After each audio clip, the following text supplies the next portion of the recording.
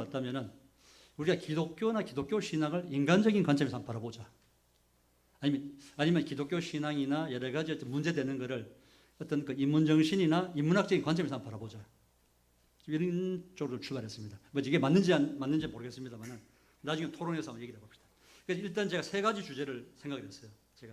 요건 지금 내용은 제가 지금 거의 집필을 완료한 그 엘릴 시리즈, 자크 엘릴 시리즈의 신학적 측면에 나오는 것들인데 좀 관심 있는 분야를 가져서 첫째는 세상에서 악의 문제입니다.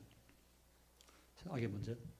이 주제를 꼽은 건 뭐냐면 제가 그때 예전에 이제 프랑스에 갔다가 돌아오는 비행기 안에서 한 청년하고 옆자리에 앉았어요. 그 친구가 이제 코이카 단원이었는데 아프리카에서 이제 봉사를 하고 돌아오는 길이었어요. 그 친구가 얘기를 하다가 하는 말이 아프리카에 갔더니 워낙 참상이 심하니까 하나님이 과연 살아계신가 의심스럽다. 그래서 자기는 하나님 믿는 걸 포기했다. 그 얘기를 하더라고요. 한참 얘기를 했는데 그럼 세상에서 벌어진 악이 과연 하나님의 책임인가? 이 문제입니다. 그러니까 하나님이 있다면 왜 이렇게 세상에서 악이 벌어지는가? 전쟁이 일어나는가? 이런 문제입니다. 그 문제를 다뤄보자 했습니다. 예. 두 번째 주제는 뭐냐면은 종교다원주의입니다. 두 번째. 거기 페이지 4페이지 나오죠. 그러니까 뭐냐면은 많은 종교들이 있는데 다 구원이 있는 게 아니냐. 응? 똑같은 하나님 아니냐. 자, 예를 들어서 이슬람도 알라고. 알라라는 게 뭘 하나님이라는 뜻이죠. 번역하면은.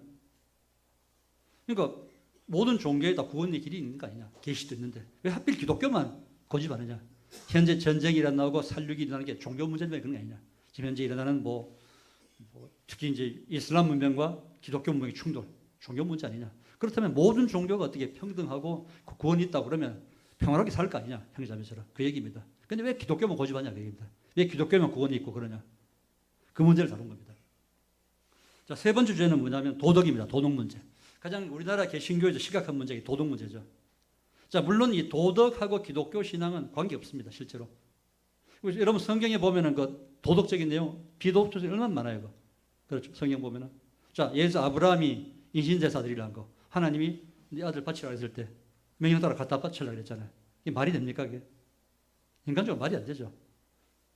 그런 얘기들. 또 다말. 자기 시아버지 유학한 다말이었죠. 창녀분장에. 다말 같은 거. 이게 말이 안 되잖아요. 도덕적으로. 그러니까 성경에 보면 얼마나 비도덕적인 얘기 많이 나옵니다. 그러니까 성경이 그렇다 보니까 이게 성경이 제대로 된 거냐. 성경이 그렇다 보니까 기독교 신앙이 잘못된 거 아니냐. 그런 비판이 많이 나는 거죠. 특히 또 요즘 그러다 보니까 이제 어떤 사람은 도덕하고 기독교 신앙 상관이 없다 해가지고 우리 어차피 믿음으로 구원을 얻는 거니까 신앙생활 열심히 하면 그냥 구원받는 거 아니야. 그래서 한국 개신교가 지금 엉망진창이 된 거죠. 도덕적 기준에 못 따라오니까. 그럼 도덕을 우리가 포기해야 되는가 이런 문제.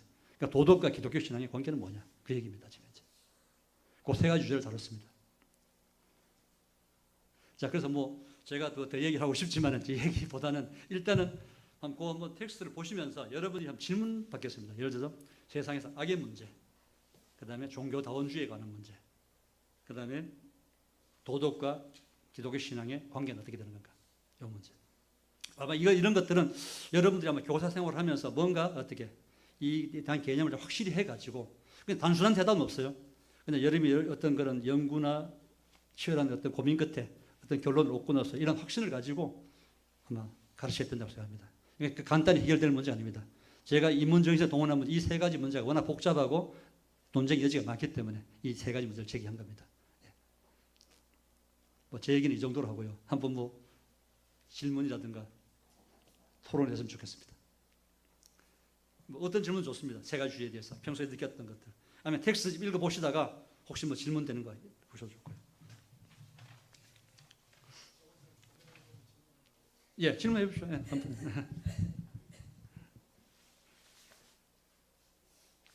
예, 제일 먼저 그럼 세상의 악의 문제 한번 다뤄볼까요? 세상의 악의 문제. 아까 제가 제기했던 문제. 자, 하나님이 살아계시다면 왜 이 세상에 이렇게 악이 만연하고 있는가? 전쟁이 벌어지고 있는가? 이런 문제. 하나님이 과연 계획하시는가? 네, 질문해.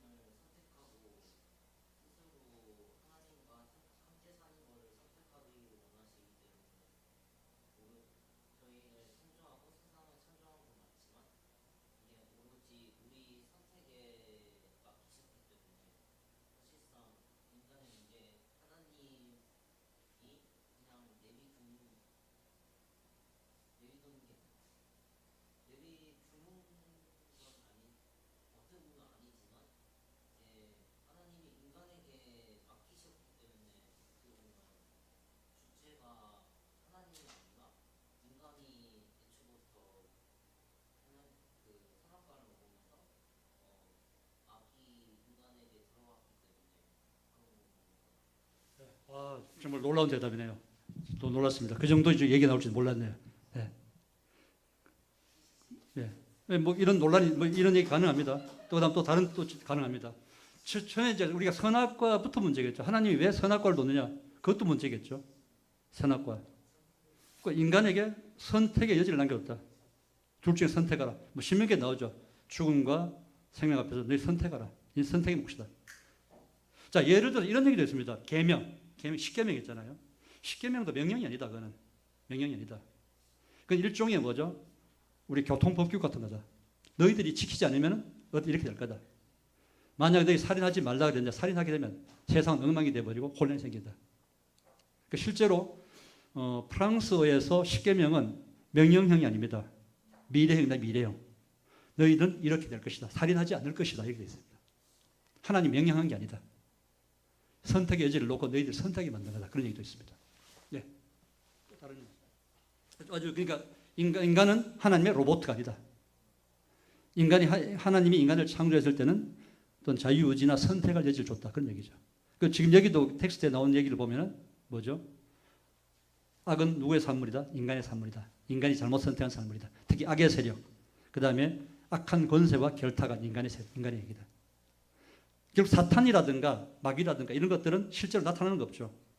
여러분 본 적 있습니까? 사탄 마귀를 본 적 있나요?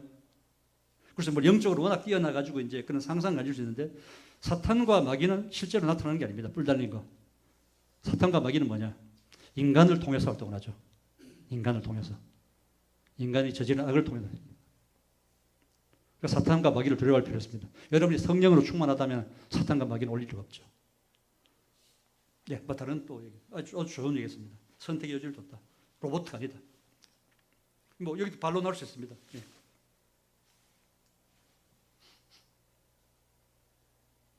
이게 세상의 악의 문제는 많은 철학자들이 고민했던 거죠.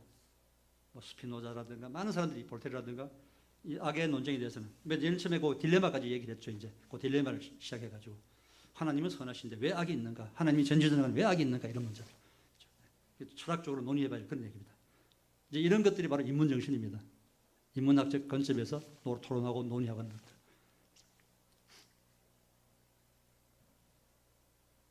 자연재해도 뭘까요? 자연재해.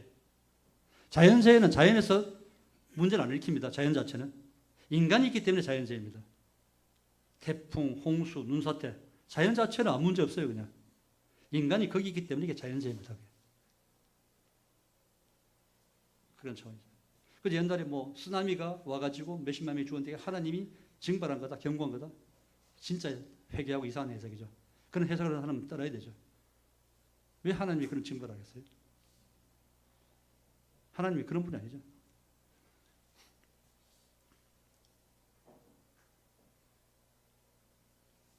물론 하나님이 이런 경우는 개입하시죠. 예언자. 그러니까 예언자의 예언은 실패한 예언이 가장 훌륭한 예언이다. 그런 거죠. 실패한 예언. 왜냐하면 예언이라는 것은 하나님이 너희들이 이렇게 하려면 너희들이 이렇게 하겠다. 경고하는 거죠. 그러니까 예언자는 하나님 말을 받아가 경고를 합니다. 근데 만약에 돌이키면, 그 니니웨 백성처럼 돌이키면 하나님이 징벌 안 하시죠. 그러니까 요나는 그때 열받았죠. 근데 요나의 예언이 실패했기 때문에 가장 훌륭한 예언입니다. 인간이 돌이켰기 때문에. 예언자의 진정한 사명은 파수꾼, 그 다음에 예언하는 것, 미리 다가오는 예언, 그게 사명입니다. 실패한 예언이 가장 훌륭한 예언이다.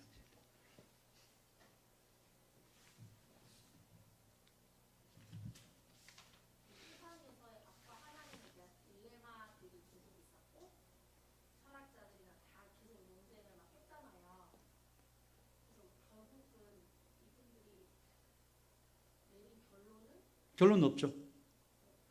예, 예, 그렇죠. 이게 무신론자들은 다 이제 하나님이 없다고 보는 거죠. 그러니까 뭐 하나님은 없다, 하나님은 죽었다, 하나님은 부재한다, 틀리, 하나님이 죽었다, 하나님 사신신학. 뭐 엘빌 같은 경우는 하나님은 돌아섰다, 우리에게 돌아섰다 현재. 아니야, 이 딜레마라는 건 뭐냐면은 이 세상에서 벌어진 그게 딜레마라는 게 뭐 나왔죠? 한번 읽어보실래요? 그 딜레마. 한번 읽어보세요. 지연자매. 딜레마. 예, 맨 앞에 나오는 거죠. 딜레마. 예.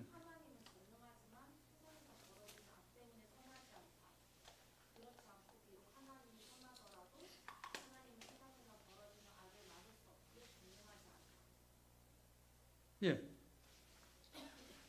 그러니까 하나님이 선하다면 세상에 악이 있을 수 없죠. 선하게 창조했기 때문에. 근데 세상에 악이 일어나는 거 보니까 하나님은 무능하다 이거죠. 악을 못 막으니까. 그런 딜레마죠. 그러니까. 저도 사실 이런 딜레마가 있는데 예. 그건 너무 철학이 이걸 해석하시는 분은 없어요? 그거 어떻게 해결하겠습니까? 철학적 논쟁이죠. 자, 우리가 그럼 기독교인에서 이 딜레마를 어떻게 해결할 것인가? 지금 그 다음에 나온 얘기가 그거죠. 이 딜레마가 해결되려면 일단 선과 악에 대한 기준이 명확해야 되잖아요. 그렇죠. 선과 악에 기준은 대한. 어떻게 그러니까 선과 악의 기준은 또 뭘까? 그게 철학적인 또 문제죠. 선이 뭐가 악이 뭐냐? 인간의 도덕이 뭐냐? 한없이 꼬리를 물고 난 거죠. 자, 과연 그럼 인간이 근본적으로 선할 수 있느냐? 이 문제. 뭐 선악설, 성선설이 있는데. 근데 어쩌면은 이제 인간은 근본적으로 악하다고 보는 거죠. 왜? 타락했기 때문에. 최초에 타락했기 때문에. 뭐 안 그런 사람도 있어요. 예를 들어서 프랑스 철학자 폴 리케르 같은 경우는 선악과를 먹었기 때문에 인간의 지성이 그만큼 늘어난 거다. 하나님부터 해방이 된 거다. 이런 논리도 있죠. 그러니까. 그렇잖아요. 선악과를 먹으면서 인간이 자유로워졌다. 그렇죠. 선악을 분별하기 때문에. 하나님의 영역에서 벗어났고. 아니 그게 아니야. 그 전적인 타락이야. 하나님부터 관계가 단절됐어. 그때부터 세상에 악이 들어왔어. 그때부터 인간은 노동을 해야 되고 해산의 고통도 느껴야 되고 엄청 악이 들어왔어. 이런 논리. 그러면 어떤 사람이 이건 광신적인 얘기야. 말도 안 돼. 이렇게 할 수 있겠죠. 그러니까 이런 수많은 논쟁이 있는 겁니다. 답이 없다는 거지. 그러니까 우리는 그 답을 찾아야 되죠. 인간이 진짜 타락을 했는데. 예.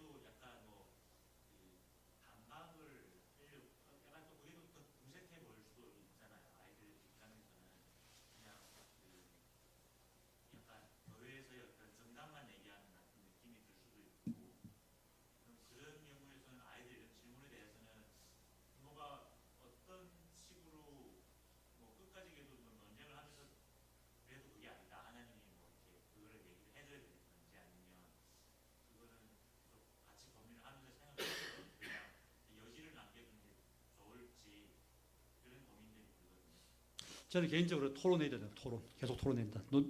토론하고 책 보고 얘기하고. 그게 인문학입니다. 이게 정답이 없죠. 그냥 이게 아니다라고 생각이 틀렸어 하니까 그게 있을 수가 있는데 이렇게 한번 생각을 해보자. 같이 토론하고 논의하고 계속 해 나가는 거죠. 그러면서 깨닫게 되는 거죠. 거기서 답을 줄 수가 없죠. 이 자체에 대해서. 그러니까 답을 주려고 하는 생각, 저는 이건 아니라고 봅니다. 가장 좋은 건 뭐냐면 1대1로 하는 대화. 그러니까 삼파술이라고 그러죠. 소크라테스가 했던 거. 삼파술. 1대1로 얘기하면서 계속 논쟁하고 하는 것들. 의견이 내가 옳다라고 강요하는 게 아니고.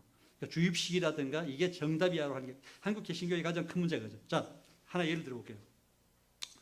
자, 예수 그리스도가 오시기 전에 사람들은 구원이 어떻게 됐을까? 그 사람들. 예수 그리스도가 전파되지 않는 지역의 사람들은 구원 어떻게 됐을까? 개신교에서 뭐라 그러죠? 구원이 없다 그러죠. 많이. 가톨릭에서는 하나님만이 아실 것이다. 하나님만이 아실 것이다. 우리가 모르는 문제다. 유보해두자 그런 얘기죠. 그런 세세한 것까지 우리가 이제 모든 결론을 내리려고 했던 것. 옛날 결의론이라고 했지. 결의론. 그러니까 하나 세세하게 조문해가 더 이런 거야. 근데 그건 아니죠. 유보하고 남겨두고 토론하고 토론하고 그러죠. 우리가 모르는 게 많기 때문에. 저는 그렇게 생각합니다. 좀 시간이 걸릴지라도 답은 없을지라도. 그러니까 너무 답을 내려고 하는 게 답을 내고 끝장내고 결론을 보려고 하는 게. 그러니까 한국 개신교의 가장 큰 문제가 그거죠. 이렇게 정답을 내놔야 사람들이 안 떠나니까 흐리멍덩하고 우유부단하면 다 떠날 가능성이 많으니까. 이게 가장 큰 문제라는 거죠. 아이들이 사실 학교에서 이런 얘기를 하는 거가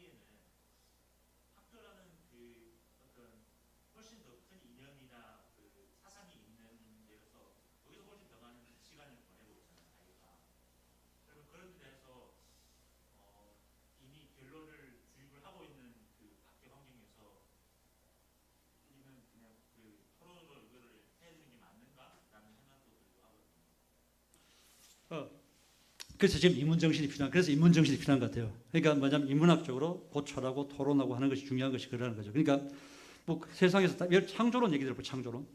뭐 창조론에 대해서 가장 이제 문제가 되는데 지금 뭐 6일 만에 7일 만에 천지 창조했다. 뭐 젊은 지구인데 어떻게 가능하냐 그게 지금 이제 뭐 지구는 수십억 년인데 그 창조론은 이제 어떻게 연대기를 자꾸 끼워 맞추려고 그러죠.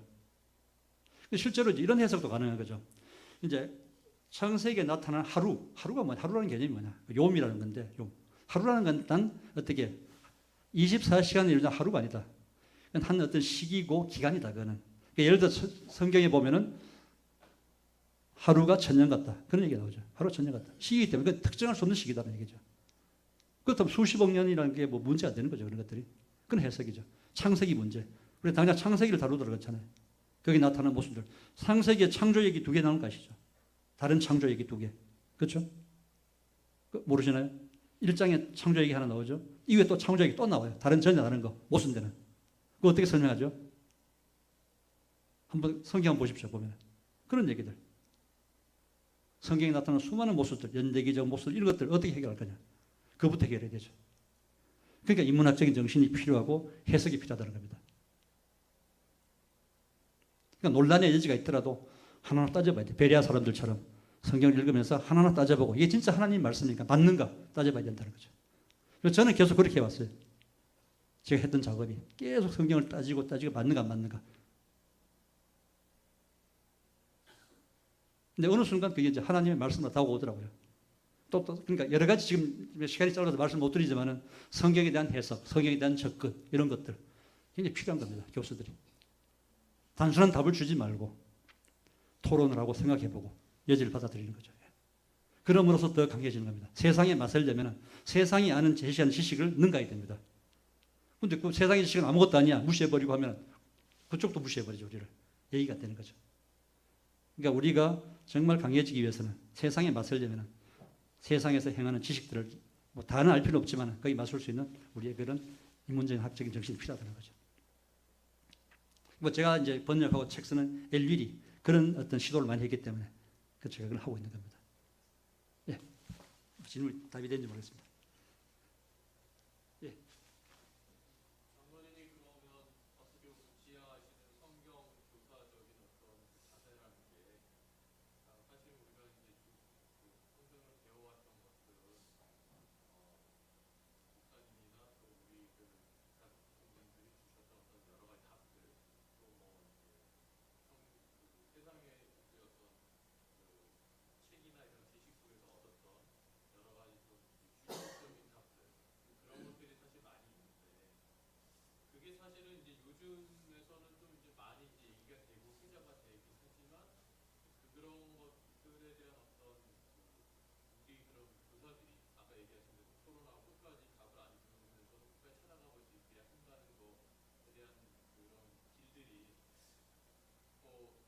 제가 보기에는 저도 굉장히 동의하는데 그거에 대한 어떤 시간적인 상황들 그게 계속 그렇게 됐을 때 그 선생님 뭐 아는 게 없네 맨날 얘기해가지고 야 그거 읽어봐 그리고 다음에 가서 하는 어떤 그런 우스갯소리로 얘기를 하는데 약간 이제 그런 측면이 이 나라에서는 사실은 좀 있을 수 있거든요. 그런 부분에 대한 어떤 자세나 이런 걸 우리가 어떻게 좀 그러니까 답을 내지 말자. 답을 내지 말자. 답을 내면 안 된다. 답을 내는 순간 망하기 시작한다는 거죠. 답이 이거다라고 하는 순간. 아무것도 모르면서. 그러니까 하나님의 지식이나 여기에 접근이 전혀 안 되면서 인간 짧은 지식 가지고 답을 내려고 하는 거. 아까 말씀드렸잖아요. 하나님만이 아실 것이다. 물론 그 얘기를 할 때 그냥 아무것도 안 하고 하나님이 아실 것 가지고 내가 연구를 해야 되죠. 연구하고 따지고 공부하고 다 하고 난 다음에 자 우리가 하고 있는 일이 무의미하다 그러죠. 무의미하다. 뭐 엘릴 같은 경우는 자기가 이제 책을 쓰는 게 뭐냐면 책 한 권 쓰는 것은 무의미의 허무의 목록에 하나 덧붙이는 거다. 전도서에 나오듯이 헛되고 그 헛되고 헛되다라고 할 수 있는 사람 누가 하느냐? 다 해본 다음에 전도자처럼 다 누려보고 해본 다음에 그 소리를 하는 거예요. 아무것도 안 하는 사람들이 헛되다 그러면 안 돼. 말이 안 돼. 무의미하다 그러면 안 돼. 해보고 난 다음에 연구해 본 다음에 그 다음에 하라는 얘기죠. 제가 그러니까 결국은 어떻게 무의미하고 헛되다. 결국은 하나님의 관점에서는 그런 관점에서 접근해야 되죠. 그렇다고 아무것도 안 하면 이건 말이 안 되는 거죠. 그럼 인정을 못 받죠, 세상에서. 그러면 그거는 우리 선생님이 해줘야 되지 않을까 생각해요. 어떤 자료의 제공. 자료 제공요. 왜냐하면 그 무의미함을 넘어서 얘기할 수 있을 정도 되려면 예. 내가 뭐 예를 들어서 뭐 이렇게 내가 공부한 자료도 있지만 그렇지 않고 뭐 이제 필요한 뭔가 좀 이제 영향가 있다. 그래서 우리가 생각해봤을 때 이러한 자료는 이 친구가 읽어본다든지 우리가 좀 요약해서 준다든지 뭐 그런 것들은 좀 저희가 해야 되는 거 아니에요? 해야죠. 당연히 해야 되죠. 해야죠, 그죠? 요청이 있으면은. 오늘도 제가 이제 제시한 게 바로 그런 것들이죠. 그러니까 이런 자료들이죠. 읽어보고 한번 고민해 보라는 거죠. 그러니까 이게 답이 아니라 그냥 토론해 보라는 거죠. 이런 문제들이 있으니까. 예. 시간이 되니까 뭐 다른 문제 넘어가 볼까요? 종교다원주의 한번 가볼까요? 종교다원주의. 이게 우리가 가장 아마 맞닥뜨리는 문제고 가장 제기되는 문제인데 종교다원주의. 혹시 그 예수는 없다 읽어봤나요? 책. 예수는 없다. 저자가 누구였더라고요? 예수는 없다. 꼭 한번 읽어보시기 바랍니다. 예수는 없다. 한번 읽어볼 필요가 있어요. 예수는 없다. 그런 책이 도전입니다. 종교학자가 쓴 건데 오강남 목사? 오강남. 네. 유명한 종교학, 비교 종교학자죠. 그 책도 많이 팔렸어요. 그 책 꼭 한번 정독해보고 한번 비판해 보세요. 비판이 가능한지. 거기에 종교다원주의가 나오고 그런 이제 종교다원주의에 대한 가장 강력한 그런 책이죠. 예수는 없다 같은 책. 그런 책을 읽어봐야 됩니다. 읽어보고 비판할 수 있고 분석할 수 있어야 교사가 될 수 있습니다. 지금 이 얘기는 그 얘기를 좀 전제로 한 겁니다. 예수는 없다. 그럼 자, 뭐 계시라는 게 뭐 우리가 자연 종교 믿음인데 우리가 지금 기독교 계시만 유일할 것이야 이 문제. 이 문제. 다른 종교 계시가 많고 예수 그리스도의 문제. 예수를 어떻게 해결할 것인가. 자, 하나님은 인정 하나님. 좋아. 천지 창조, 세상을 운행한 하나님 좋아. 자, 그거는 뭐 이신론도 그렇게 하죠. 뭐 기독교를 가장 반대했던 볼테르도 그런 하나님 인정했어요.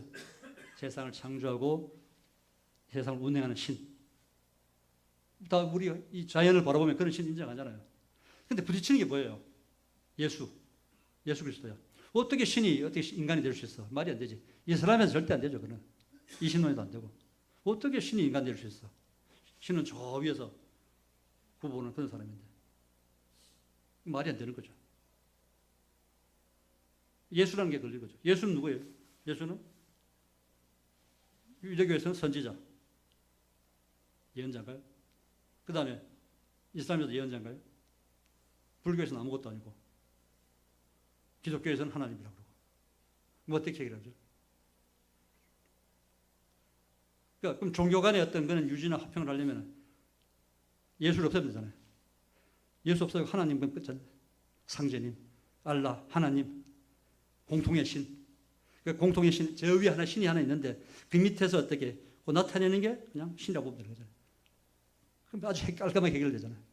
종교 간의 분쟁도 없고, 이슬람, 기독교 잘 살 거 아니에요, 같이. 가장 이제 문제거리가 예수죠. 어떻게 해결할까요? 예수 그리스도를. 저도 가장 큰 화두가 예수 그리스도입니다. 그 문제가 해결이 안 돼가지고.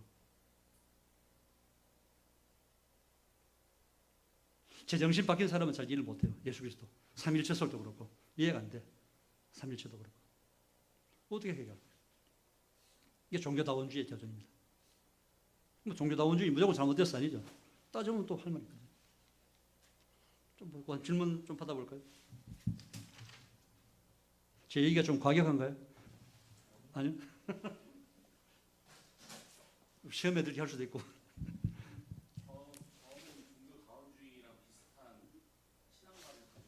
그래. 예. 그게 그렇지 않은 사람들하고 같이 신앙생활을 할 때 문제가 되나요? 저는 문제되지 않거든요. 왜냐하면 그 어떤 이제 예수 신학에 대해서도 존중하고 또 그렇지 않은 거에 대해서도 저는 받아들일 자세가 되어 있고 받아들이고 있거든요. 그게 저는 괜찮은데 기성교회 성도들과 어떤 신학적 차이로 인해서 문제가 될 소지가 있나요? 그래서 그러니까 선택해야 되겠죠. 자, 종교다원주의 어떻게 할 것인가 그 문제. 그러니까 지금 아까 얘기했듯이 종교다원주의 가장 큰 문제가 예수 그리스도라고 했잖아요. 예수 그리스도 어떻게 볼 것인가 가장 큰 문제죠. 어떻게 봐요? 하나님이 인간이 된다는 게 말이 될 것 같아요? 확인되지 않은 거라고 저는 그 못 믿는 거죠 지금 현재. 완전 못 믿는 건 아니고 네. 부정하지도 않고 예. 그냥 보유하고 있거든요. 그다음에 그 못 믿으면은 딴 종교로 가야 되죠. 근데 저는 제가 기독교를 선택한 이유는 음. 기독교에서 말하고 있는 어떤 그 선에 대한 부분이 저는 옳다라고 생각을 하거든요. 그게 많은 시간을 지나고도 계속 그 이제 존재하는 그런 선의 관념이라서 저는 그게 옳다라고 믿고 거기서 표현하는 게 양상이 다를 뿐이라고 생각을 해요. 다른 종교와 근데 가장 제가 선택할 수 있는 옵션 중에 그냥 문화적으로나 어떤 여러 가지 요인들로 그냥 합리적인 선택이 기독교라고 생각을 해서 저는 선택을 하고 신앙생활을 하고 있거든요. 그래서 저는 개인적으로 문제가 안 되는데 뭐 이런 얘기를 하면 와이프 지원 자매도 되게 싫어하고 그러거든요. 그래서 굳이 우리 나가야겠는데요. 그게 다르다고 나가야 되는 건가? 지금 제가 선택할 때 만약에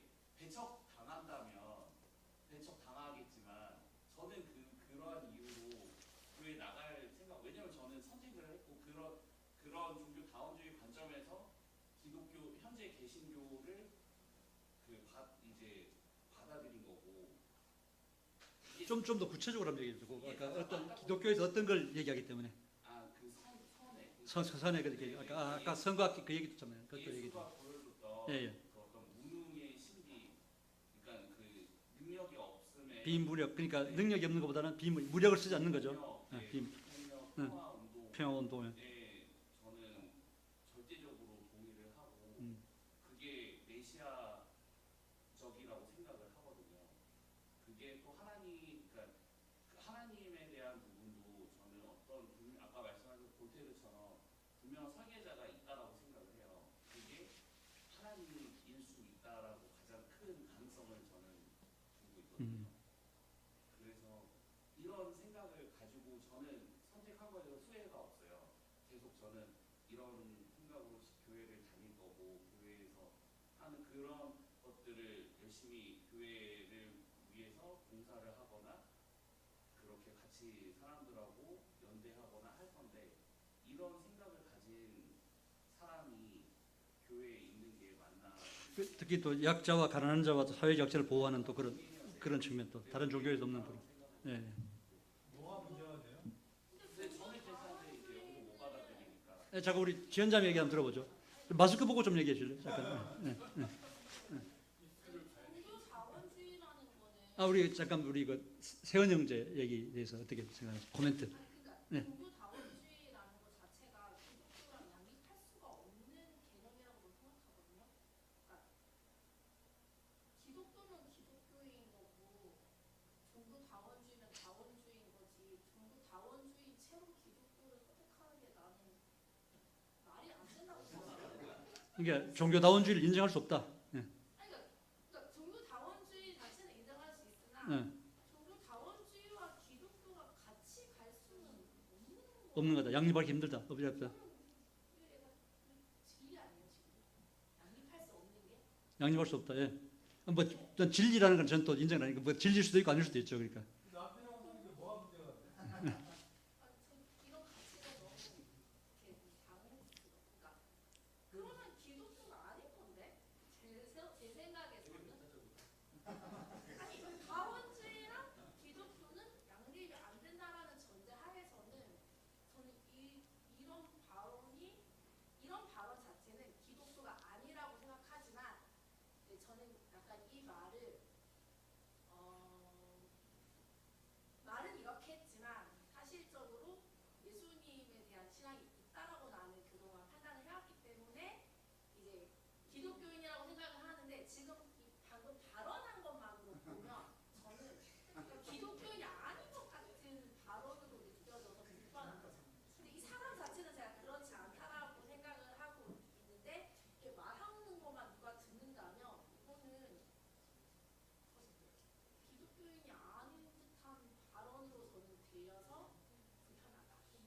저는 그래요. 음. 예수 신앙에 대해서 감화 감동을 받아요.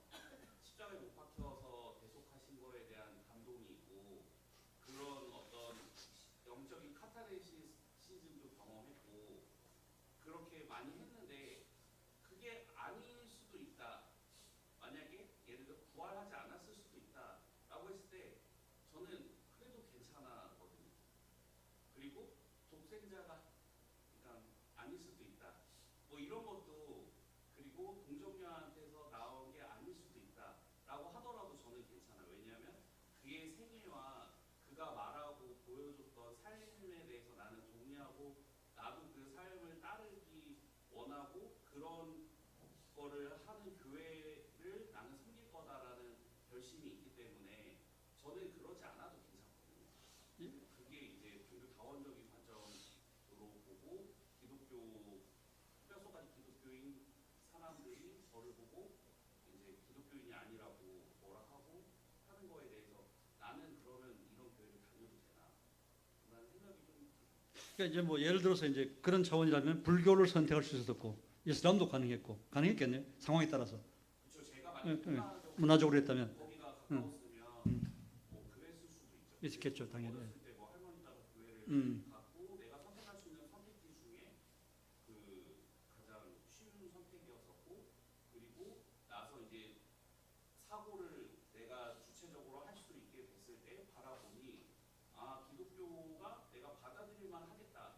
내가 이 신앙과 이 신앙을 가지고 일반 사회를 살아갈 때 크게 상식에서 벗어나지 않는 선이겠다라고 해서 저는 이거를 받아들인 거거든요. 그리고 따르기로 결심한 거고. 그래서 무늬만 종교다원주의 아니에요?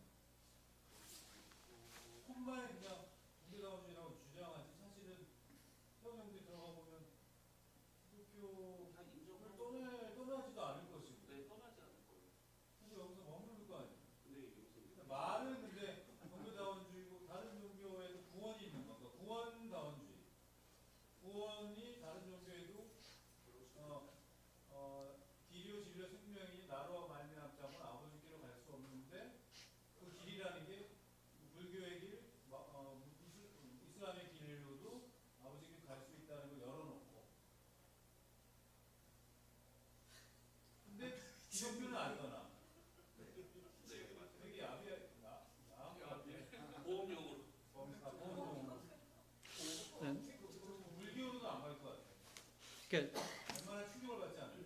그러니까 제가 이제 생각하는 건 이제 이 종교다원주의에서 이 기독교의 가장 큰 특징은 저는 이거라고 봅니다. 그러니까 성육신, 하나님이 인간이 된 것. 다른 종교는 가능하지 않다. 그 예수 그리스도란 인물. 여기 지금 텍스트에 나오는데, 그러니까 예를 들어서 지금 아까 이제 그런 종교다원주의를 지향하려면 예수 그리스도라는 인물을 치워버리면 돼요. 간단히 해결돼. 근데 단지 이제 예수 그리스도가 어떤 거기 중요한 건 뭐냐면은 지금 거기 텍스트에 나오는데요.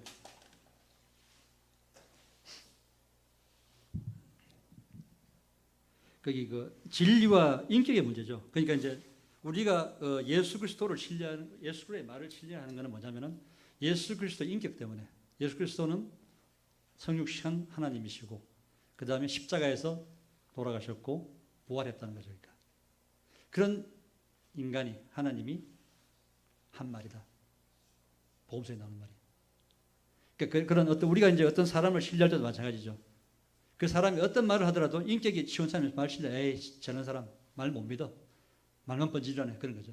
근데 어떤 그런 인격과 말이 일치할 때, 그러니까 지금 여기서 강조하는 건 바로 그런 예수 그리스도의 인격과 말의 일치, 이걸 강조하는 것 같아요. 그리고 성육신은 하나님, 다른 종교에서 볼 수 없는 신이 하나님이 인간이 된 것. 저는 이제 가장 중요한 거라고 봅니다. 제가 이제 뭐 연구나 하는 보면은 가장 기독교의 진리 중에 가장 중요한 것이 하나님이 인간이 되어버린 거예요. 왜 인간이 됐을까? 아까 이제 우리 그 세상의 악에서 약간 나왔던 문제죠. 하나님이 이 세상을 그냥 내버려 둘 수 없어서 악의 세력이 준동하는 인간을 구원하기 위해서 하나님이 성육신한 거다. 그래서 이제 이런 얘기도 있죠.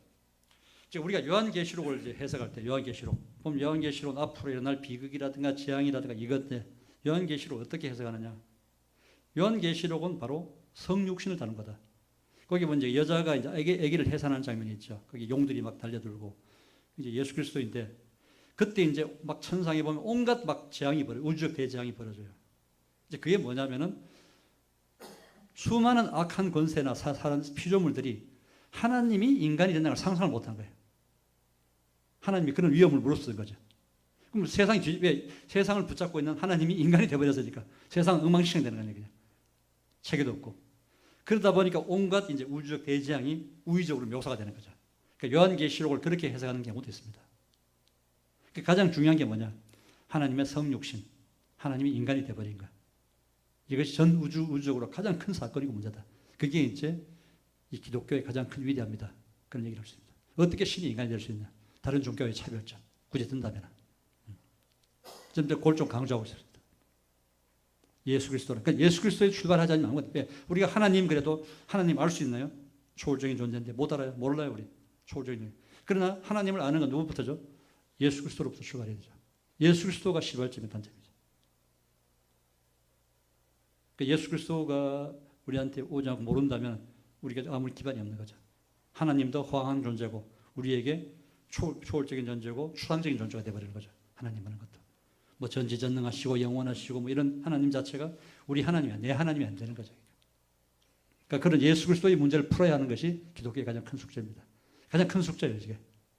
그러니까 예수 그리스도라는 문제. 치워버리면 간단한데 없애버리면 가장 간단한 문제인데 이걸 못 치우기 때문에 지금 그런 문제가 생긴 겁니다. 이제 그렇게 한번 얘기를 하고 넘어가기로 하죠. 네. 마지막 문제, 도덕 문제. 뭐 계속 우리가 토론하고 연구해 보기로 합시다. 그 문제는 제가 오늘 시간이 적어서 그냥 긴 얘기를 못 하는데요. 이런 얘기는 계속 토론해 보고 연구할 필요가 있습니다. 뭐 언제든지 저한테 뭐 문의해 주시면 톡을 해 주시면 내가 대답을 해 드릴게요. 아는 범위 내에서. 네, 마지막 도덕 문제입니다. 자, 뭐 기독교와 도덕. 그러니까 지금 현재 기독교를 비판하는 것 중에는 성경에서 나오는 비도덕적인 문제. 이걸 가지고 그런 경전, 성경을 바탕으로 기독교가 제대로 된 종교인가 이런 비판. 볼테르가 특히 심하게 비판했죠. 그다음에 또 하나는 뭐냐면 이제 아까 말했던 과연 이제 현재 그리스도인들이 뭐 우리 개신교가 이제 비난받는 거 지금 신뢰도가 완전 바닥이죠. 개신교는 뭐 완전히 뭐 엉망이니까 소위 도덕과 상관이 없다. 우리 신앙의 구원은 도덕 상관없이 믿음만 있으면 구원 받는 거니까 뭐 도덕적 사무가 필요하냐? 그러니까 일반 사람보다 이게 수준이 떨어지는 거죠. 그러니까 비난받는 거고. 그렇다면 과연 우리가 고결한 삶이나 우리 도덕적인 품성이 신앙하고 상관이 없는가? 이런 문제. 그렇죠. 어떤 문제 생각합니까? 어떻게 기독교는 어떻게 되야 되는가? 도덕적인 삶을 살아야 되는가? 대충 살고 그냥 신앙만 열심히 살면 되는가? 신앙만 열심히 가지면 되는가? 어차피 구원 받을 텐데 대충 살아서. 한번 뭐 논해 보시죠. 어떤 문제? 그 문제를 제기하고 있죠. 기독교와 도덕의 관계는 무엇인가?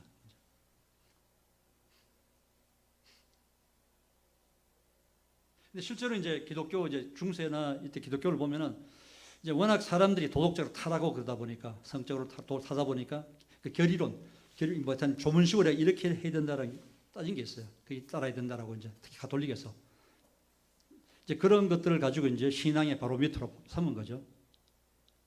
이제 그러다 보니까 이제 도덕적인 종교가 돼버리고 일종의 기독교가 계시가 도덕이 돼버린 거죠. 그런 문제 생긴 거죠.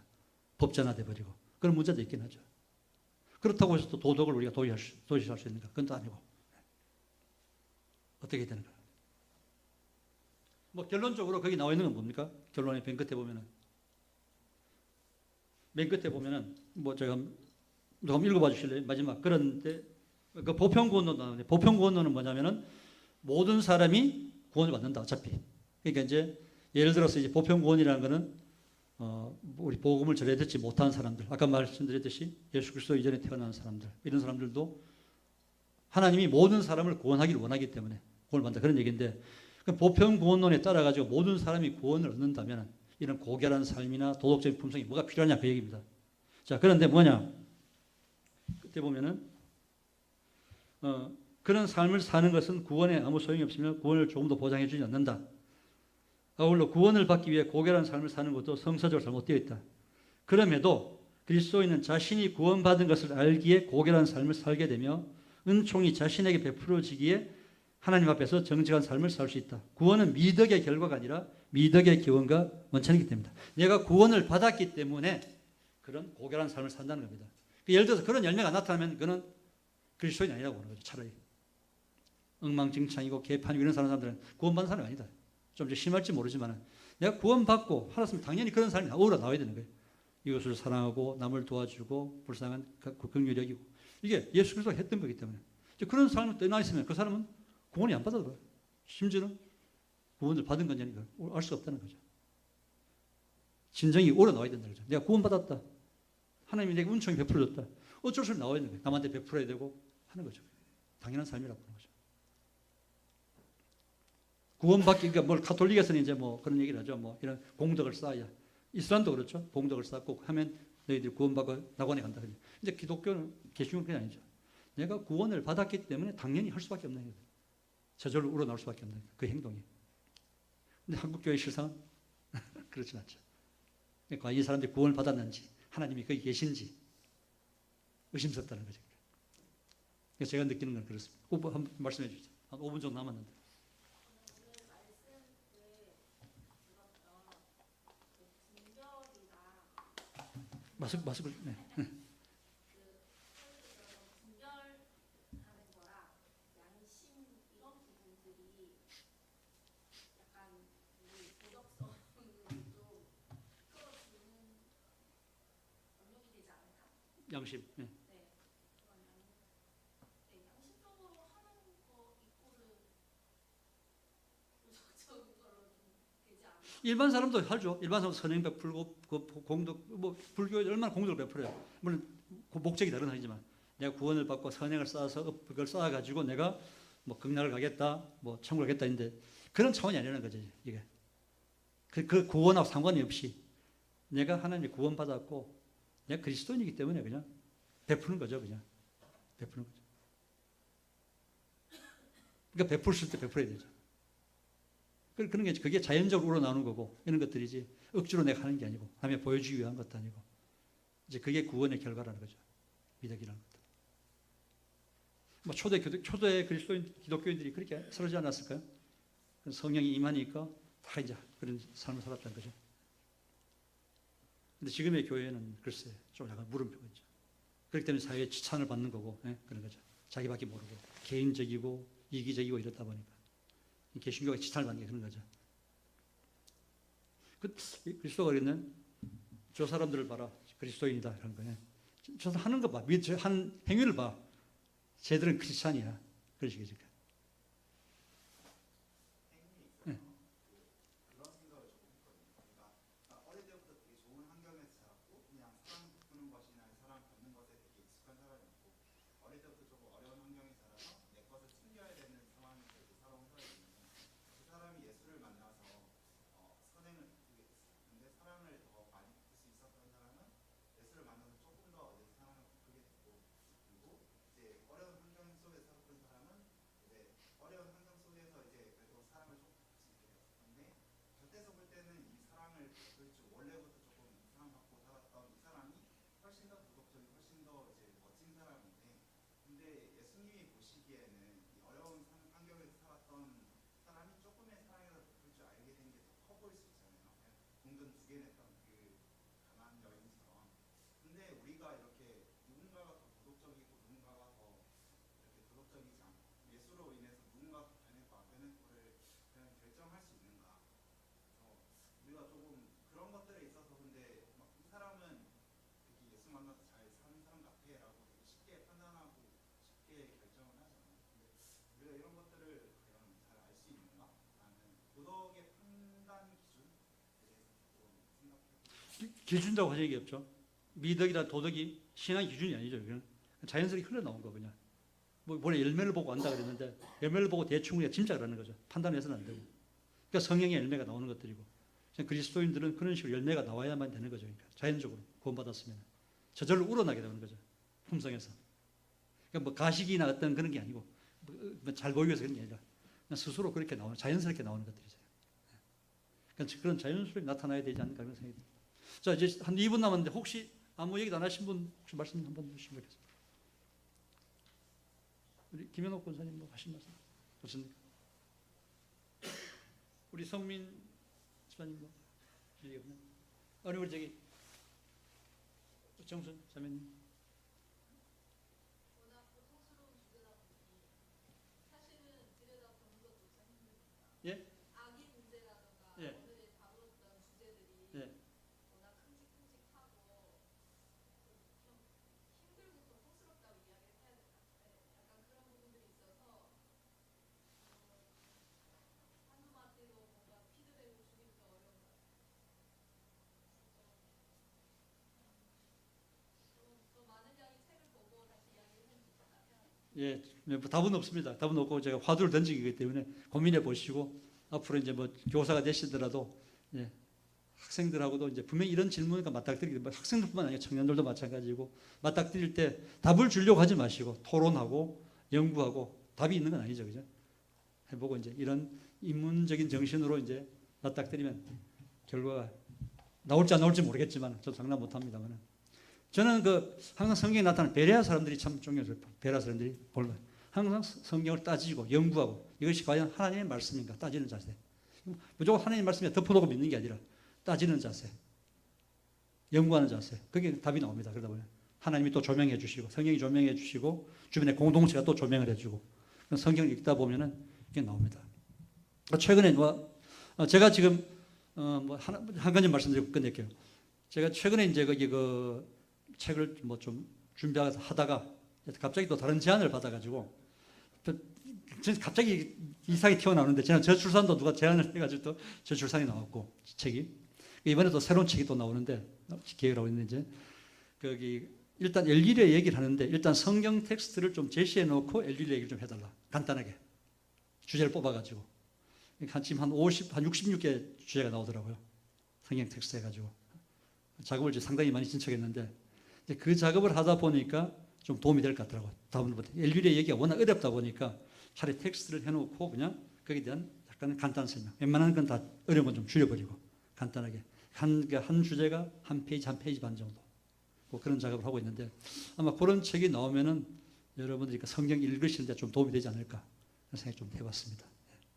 뭐 그런 작업을 지금 진행하고 있는데 실제로 아까 베레아 사람 얘기한 거는 그런 작식을 따져봐야 되고 연구해봐야 되고 정답은 없습니다. 계속 해야 됩니다. 읽고 따져보고 그냥 읽는 게 아니고 그리고 물어보고요 주변에. 그래서 그 성경 해석은 두 가지가 중요하죠. 성령의 임재, 성령의 어떤 조명, 그다음에 해석의 공동체 같이 해석을 해야 되죠. 빗나가지 않기 위해서 두 가지 중요합니다. 그런 식으로 계속 성경을 읽어 나가면은 뭐 교사 갖춰야 할 자질이 가장 중요한 게 그거죠. 성경을 제대로 읽고 해석하는 것, 전달해 주는 것, 그거죠. 저는 그렇게 생각합니다. 예. 이걸로 끝냈습니다. 예.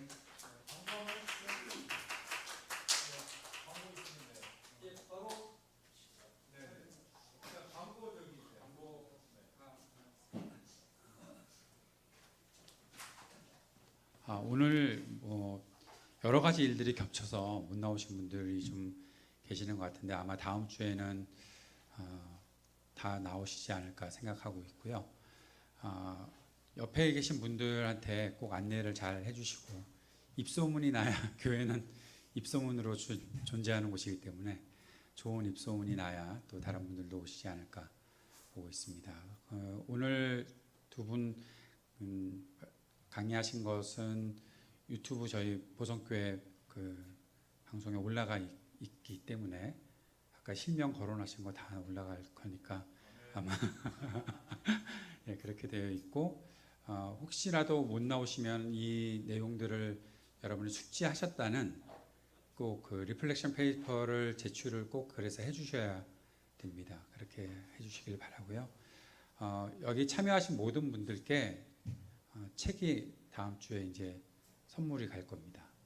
예, 그래서 책을 한 권씩 받으시고 좀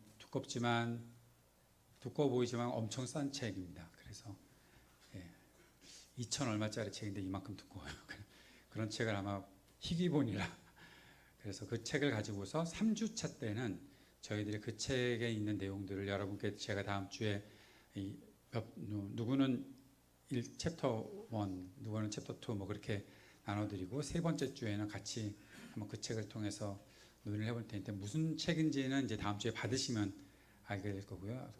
굉장히 좋은 책입니다. 그래서 함께 읽고 같이 세 번째 주 24일에는 저희들이 다 함께 같이 또 떠들어보는 그런 시간 갖도록 하겠습니다. 함께 수고해 주셔서 감사하고요. 오늘 식사 준비되어 있으니까 식당이 준비되어 있으니까 같이 하실 분들은 자리로 옮기시면 되겠습니다. 같이 박수하겠습니다. 감사합니다.